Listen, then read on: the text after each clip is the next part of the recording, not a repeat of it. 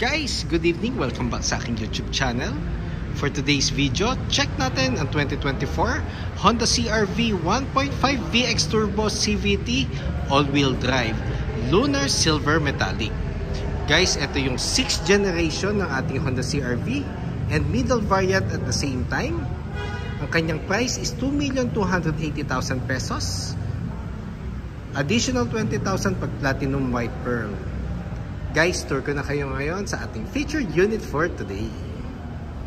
Guys, nga pala, na-launch to last September 2023. So, ilang months pa lang siya sa market.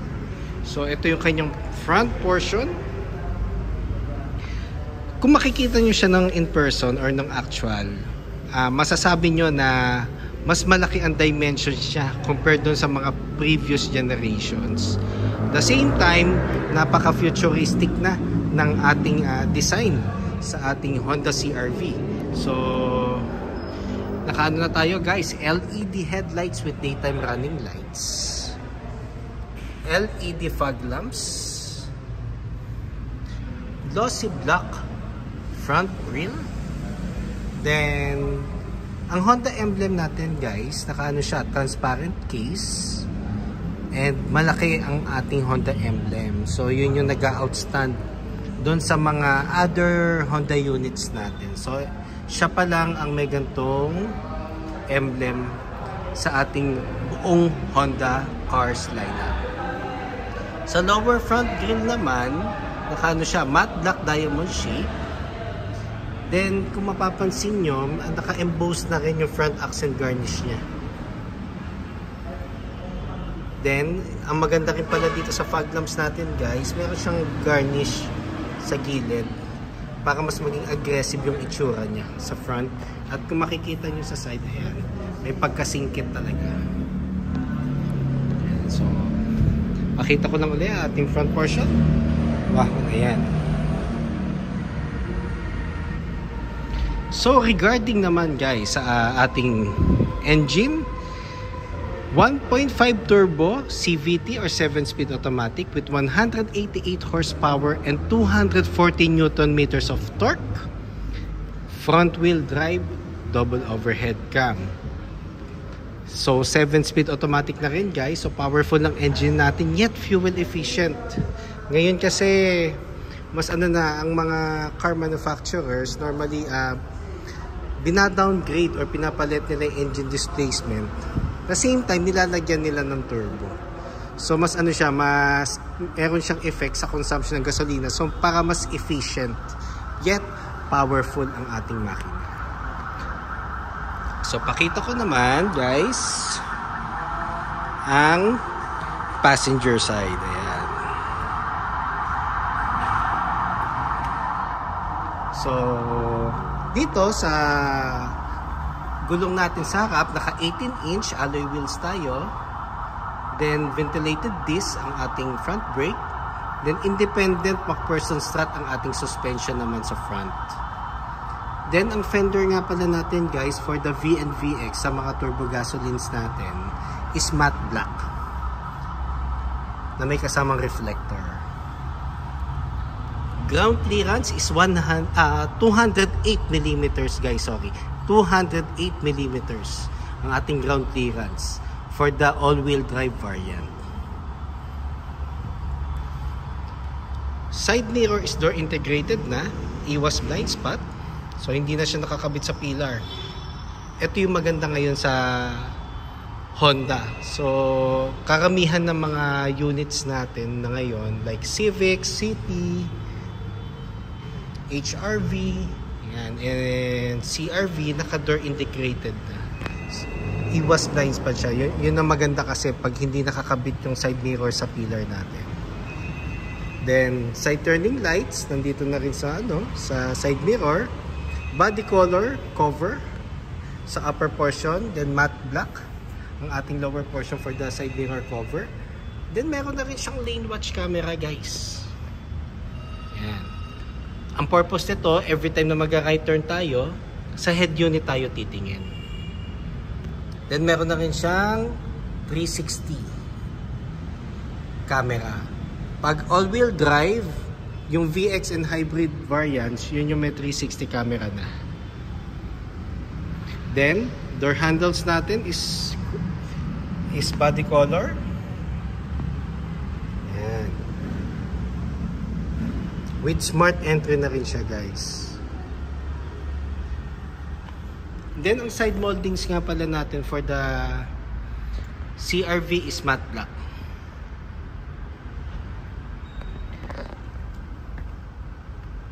Sa likod naman, nakano tayo, solid disc. Then, ang ating suspension is independent multi-link. Ang ating suspension naman sa likod. Mas smooth ang ating ride. Hindi nyo mafe-feel yung humps or mga bumps sa roads kasi yung suspension natin is very smooth. Yun yung isa sa mga best features din ng Honda CR-V. Even though sa mga previous models natin, ganun na siya. Yan. Then, ang maganda rin pala dito, guys, yung windows natin is malaki. Kahit dito sa third row, malaki ang ating window. Then, meron na tayong roof rail, which is chrome ang color. At the same time, meron na rin siyang foundation kung gusto niyo magpalagay ng roof rack. So, meron siyang mga portion dito, like yan, kung saan ikakabit yung foundation ng roof rack. Then, shark fin antenna. Meron na rin tayong tailgate spoiler na matte black. Then, yung signature taillights ng CR-V, which is kahit yung mga first generation or mga naunang models or generations, vertical taillights. Which is, napansin ko lang, yung taillights ng ating Honda CR-V, mas malaki compare sa mga competitors niya sa market. The good thing about doon, pag gabi, mas visible ka sa daan. Kasi napansin ko sa ibang brand ng SUV, maliliit yung taillights nila. Kahit malaki sasakyan, taillights nila maliit. So, yun yung na, ko lang na-observe. Para at least safe tayo habang nagdadrive kasi visible tayo sa daan. Ayan. Then, meron na tayong VTEC Turbo na emblem. Reverse camera. Then, para ma-distinguish nyo kung ang turbo gasoline nyo is V or VX. Pag naka all-wheel drive or VX variant, meron tayong emblem sa baba ng CR-V na AWD. So, 4x4 siya. Doon kasi sa V variant or sa 4x2 is CR-V lang na emblem sa likod. Then, meron na tayong 4i backup sensor sa lower bumper. Then, for the VX pala, guys, meron siyang tailpipe finisher for the dual muffler to give you the more premium design sa likod. Then, power tailgate na, guys.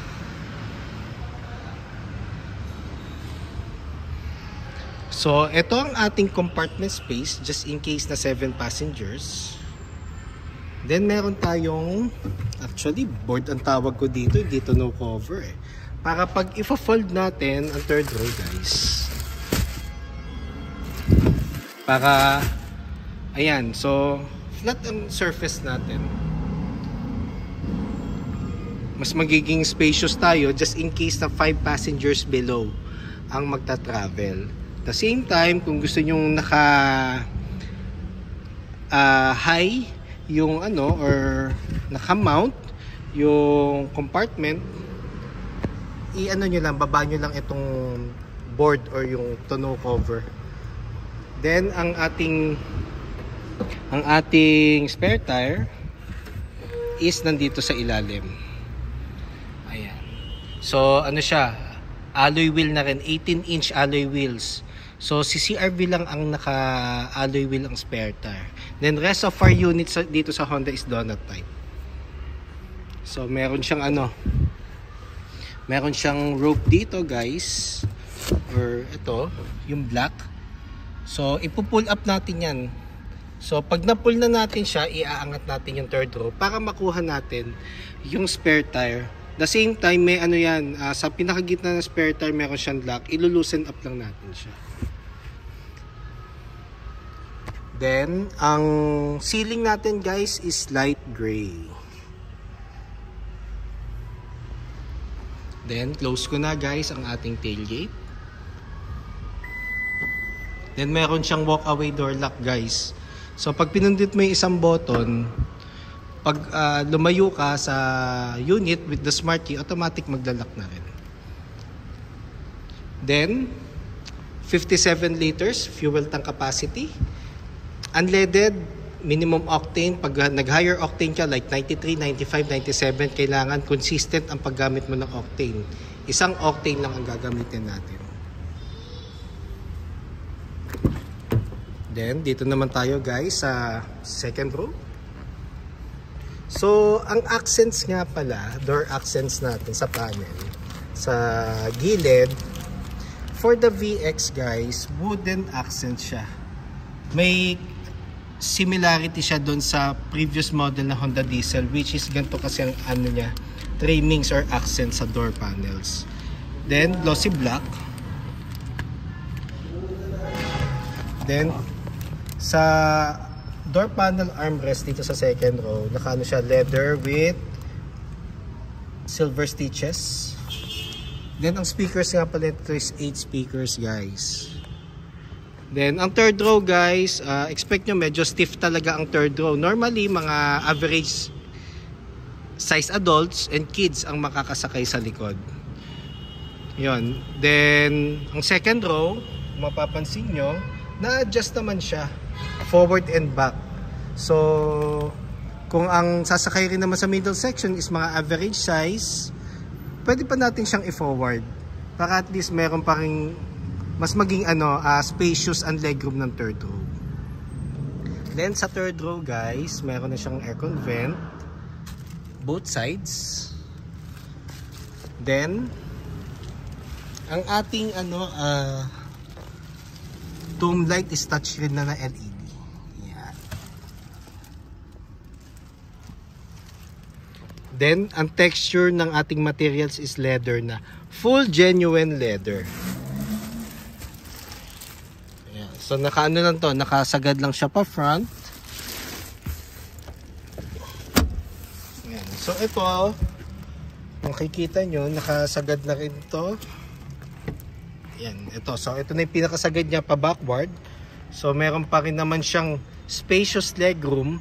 Pero syempre, didepende kasi ang legroom natin sa mga size na sasakay sa mga upuan. Normally naman, pag mga, yun nga, average size adults, or matatangkad ng konti, spacious pa rin naman ang interior natin. Kasi yun yung isa sa mga best feature ng Honda.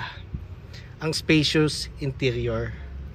Then, meron tayong aircon vent dito sa middle. Then, meron siyang Type-C. Dalawang charger ports. Then, close ko lang muna guys ang ating dome light. So, lilipat na tayo guys sa front. So, smart entry siya guys.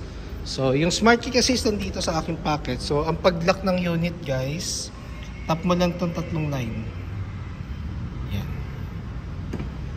So, maririnig mo naman siya, or siguro kung maingay ang surroundings nyo, i-check nyo yung ito, yung side mirror mo kung umilaw. So, kung hindi siya umilaw, it means meron pang door na hindi close. So, para ma-check natin kung naka-lock na yung doors natin dito sa likod, sa may second row.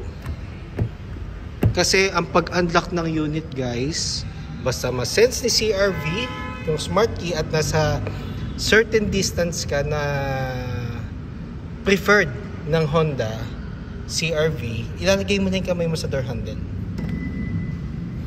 and mabubuksan mo na ang pinto. So ito ang ating front portion. Dito muna tayo sa gilid guys. So meron siyang dito meron siyang memory seats. So 1 and 2, then isa-set mo lang siya. kung ano ang pinaka convenient or comfortable driving position mo. Then power folding side mirrors, left and right. Ito yung kanyang adjustment ng mirror, central door lock, power windows, window lock, power seats. Same goes with the passenger seat. Ano siya? Power na din. Yun yung maganda kay CR-V. Both front seats is power na. Then, ito naman ang kanyang dashboard. Napakaganda. Actually, ano siya, kung makikita nyo, simple, pero pagdating sa middle section kasi dito sa side na to, doon nagkaroon ng difference eh. Para siyang futuristic na traditional yet premium and elegant design. Base lang naman yun sa aking observation. So, sakay na tayo dito sa harap, guys. So, pag sinara natin ang pinto, meron tayong Honda welcome symbol sa panel, which is full digital na. Yan, so adjust ko lang. So, nandito na tayo sa ating driver side. Dito naman, guys, nandito yung ano, yung mga buttons natin for the vehicle stability assist and power tailgate. So, kung ayaw nyo gamitin yung smart key and gusto nyong buksan yung tailgate, long press lang to. Itong button na to para magbukas. Then regarding naman sa steering wheel, leather cover ng steering wheel natin. Then Honda sensing and cruise control sa side na to. And audio control naman dito. Headlights, wiper, paddle shifter, plus and minus sign. Push start button na siya, guys. So start ko lang yung ating unit. So apakan muna natin yung brake basta ang smart keys nasa loob na. So press start.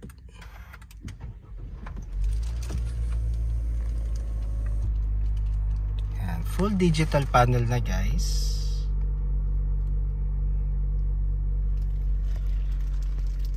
Then, touchscreen audio unit with Apple CarPlay and Android Auto ready. Then, wireless na rin nga pala siya, guys. Then, ang aircon vent nga pala natin is honeycombed na. Same siya sa Honda Civic. Then, meron siyang wood accent or wood trimmings dito sa middle section ng ating dashboard. Then sa baba niyan yung glossy black accent. So yun yung nagpa-elegant and premium ng dashboard niya. Then si Honda, kanyang aircon buttons is ito sa middle section. Ito yung on off. Ito yung fan. Then dual zone air conditioning siya, guys. So pwedeng adjust ng passenger side and ng driver side yung kanyang temperature. Yan. Kasi for me personally, mas gusto ko yung mga ganito, yung mga knob, para at least nararamdaman ko kung naisi-switch ko ba siya na maayos. Yun. Ang hirap kasi pag touchscreen, hindi mo alam kung na-adjust mo ba siya or hindi mo siya na-adjust. So titingnan mo pa uli, kumbaga i-double check mo. Ito at least pag sinwitch mo, alam mo na na-adjust mo na siya. Then dito naman sa lower portion, meron tayong power outlet na 12 volts. Then meron tayong type C for charging. Then regular USB port. Normally ito naman sa ano to, mga mirroring din. Kung gusto niyo bi-cord pa rin naman ang Apple CarPlay and Android Auto ready mo. Then meron siyang wireless charger port. Then tong portion na to, pwede mo siyang lagyan ng wallet or anything na small things like yung mga percent or mga coin purse mo. Then ang maganda rin nga pala sa center portion ng CRV is itong yung setup ng transmission and yung mga additional button natin. Kasi napaka-premium kasi ng design niya. Kung mapapansin nyo, kung ito is urethane, then meron siyang silver lining dito, then matte black. Hindi siya glossy. Then, ang texture ng ating shift knob is leather na, then leather cover na din. Then may illumination ang gears natin sa transmission.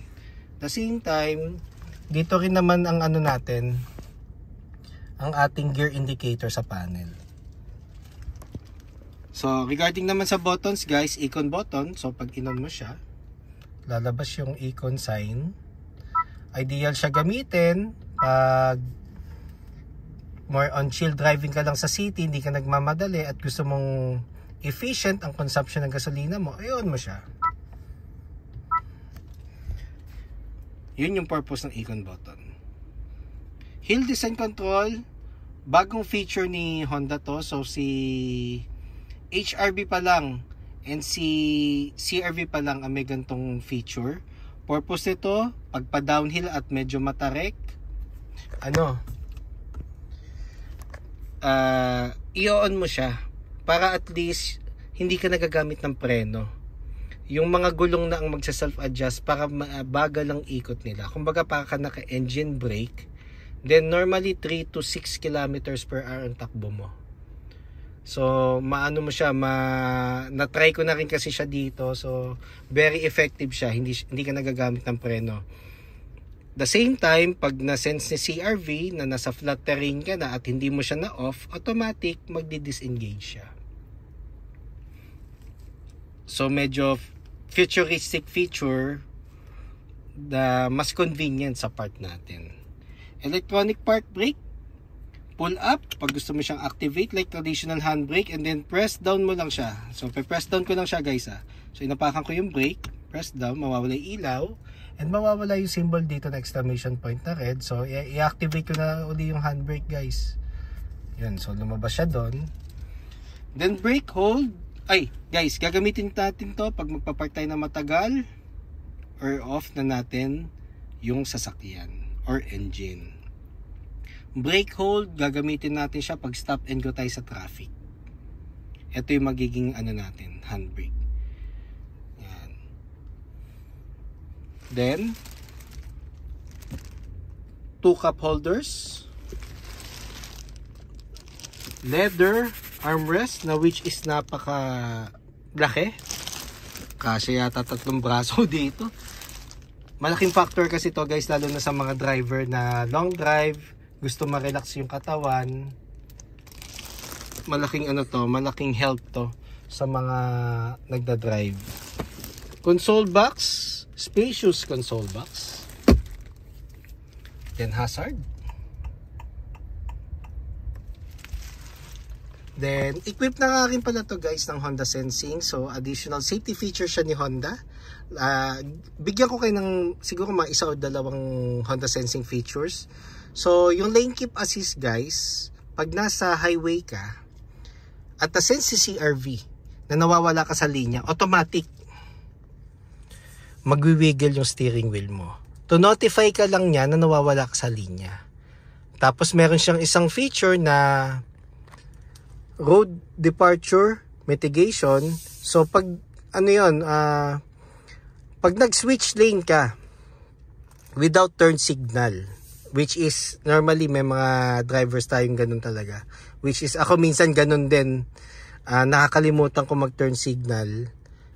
Chine-check ko naman siya sa likod kung may kung merong sasakyan. So i-check nyo muna guys bago kayo mag-switch lane. Lagi nyo titingnan muna sa side mirror or sa rear mirror kung merong sasakyan sa likod. So, yun. Pag nakalimutan mong mag-turn signal at nag-switch lane ka, automatic magwi-wiggle si steering wheel. Baka magulat lang kasi tayo, guys, sa mga... Alam mo naman kasi ngayon, ang technology ng sasakyan nag-i-evolve na. Kasi ako na-experience ko sa Commonwealth, nag-wiggle. Sabi ko, bakit? Yun nga pala, may Honda Sensing nga pala. Yung Honda Civic kasi yung dinrive ko before. So, yun yung isa sa mga safety feature na pinopromote niya yung right driving behavior. Na mag-turn signal ka muna before switching lanes. So, yun yung maganda kay Honda Sensing. It's more on assistance lang guys FYI, more on assistance. Hindi tayo pwede dumepende sa Honda Sensing. So, additional safety feature siya. Glove box. Importanteng ilagay dito is owner's manual, warranty booklet, ORCR, copy ng ORCR, and insurance policy just in case meron kayong hard copy. Yon ang pinaka mandatory na ilalagay mo talaga sa glove box. Then meron din siyang auto headlights on and off. Just in case hindi mo nasara or na-close yung headlights, which is minsan nangyayari talaga. After 15 seconds, automatic mag-off siya. Yun yung mga bagong features ng Honda, the same time na naka-equip ng Honda Sensing. So guys, just in case na gusto nyo makita na actual ang units natin, gusto nyo magpa-schedule ng test drive, bank display for our bank partners, even parts and service appointment, discounts and low-down promos, don't hesitate to call or text 0906-386-8937, or you can visit me at 141 Quezon Avenue, Quezon City, and look for me, Ross Oliver Cruz, ang inyong friendly sales executive here at Honda Cars Quezon City, providing a hassle-free transaction to all customers since 2016. Looking forward to meet you here guys, and kindly subscribe na rin sa aking YouTube channel para maging updated sa mga susunod na videos. Thank you guys and God bless.